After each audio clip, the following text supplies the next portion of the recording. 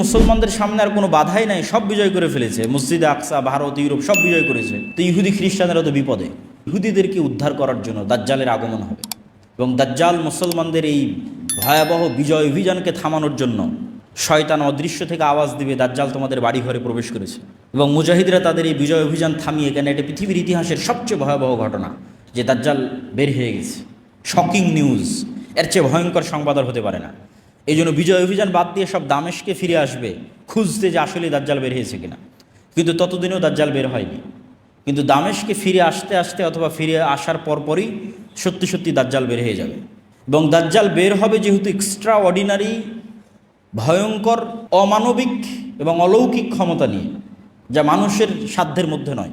এরকম ভয়াবহ অলৌকিক ক্ষমতা নিয়ে যেহেতু দাজ্জাল আসবে, সেহেতু নিমিষেই যেই মুমিন মুজাহিদরা বিশ্বের প্রায় সকল পরাশক্তিকে পরাজিত করে মুসলমানদের বিজয় নিশ্চিত করেছে, তারা নিমিষেই নিজেদের জন্য পৃথিবীকে সংকুচিত অবস্থায় পাবে এবং দাজ্জালের ফিতনা মোকাবেলা করার মতো কোনো শক্তি সামর্থ্য তাদের কাছে থাকবে না। এক হাদিসে রাসূল সাল্লাল্লাহু আলাইহি ওয়াসাল্লাম বলছেন, শামের কিছু, ইরাক এবং শামের মধ্যবর্তী অঞ্চল দিয়ে দাজ্জাল যাবে। যাওয়ার সময় কোনো এক শহরে গিয়ে বলবে, তোমরা আমার উপর ঈমান আনয়ন করো। তো ওই শহরের মানুষ ঈমান আনয়ন করবে। তখন ধন সম্পদ মৌমাছির চাকের সাথে যেভাবে ছুটে, তাদের পিছনে সেভাবে ধন সম্পদ ছুটবে। আর শামের কোনো এক নগরীতে এসে বলবে, আমার উপর ঈমান আনয়ন করো, তারা ঈমান আনয়ন করবে না।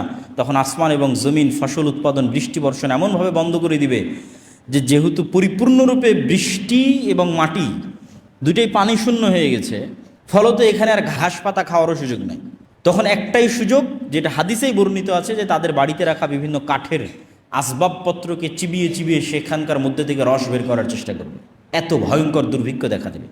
তাহলে দাজ্জাল আসার পরে মুমিন এবং মুজাহিদেরা বিপদে পড়ে গেল। তাহলে দাজ্জাল এসে কাদের উদ্ধার করলো?